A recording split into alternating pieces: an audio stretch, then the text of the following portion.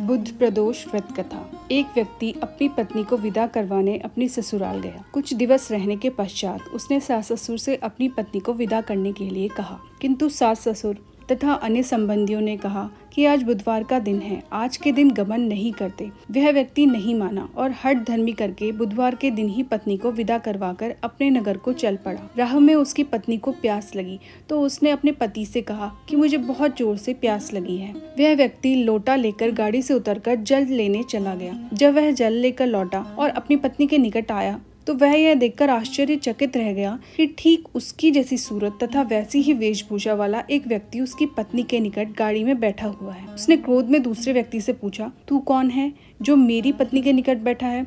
दूसरा व्यक्ति बोला, यह मेरी पत्नी है, मैं अभी अभी से ससुराल से विदा करवा कर ला रहा हूँ। वे दोनों परस्पर झगड़ने लगे। तभी राज्य के सिपाही आए और उन्होंने लोटे वाले व्यक्ति को पकड़ लिया तथा स्त्री से पूछा, तुम्हारा असली पति कौन सा है? उसकी पत्नी शांत ही रही क्योंकि दोनों एक जैसे थे। वह किसे अपना पति कहे? वह व्यक्ति ईश्वर से प्रार्थना करता हुआ बोला, हे परमेश्वर, यह क्या लीला है कि सच्चा झूठा बन रहा है। तभी आकाशवाणी हुई कि मूर्ख, आज बुधवार के दिन तुझे गमन नहीं करना था, तूने किसी की बात नहीं मानी। यह सब लीला शिवजी भगवान की है। उस व्यक्ति ने शिवजी से प्रार्थना की और अपनी गलती के लिए क्षमा की याचना की। तब मनुष्य के रूप में आए भोलेनाथ अंतर ध्यान हो गए।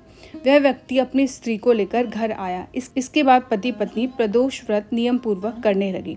जो व्यक्ति इस कथा को श्रवण करता है तथा दूसरों को सुनाता है, उसको बुधवार के दिन यात्रा करने का कोई दोष नहीं लगता है और सर्व प्रकार से सुखों की प्राप्ति होती है। ओम गौरी शंकराय नमः। ओम गंग गणपतये नमः।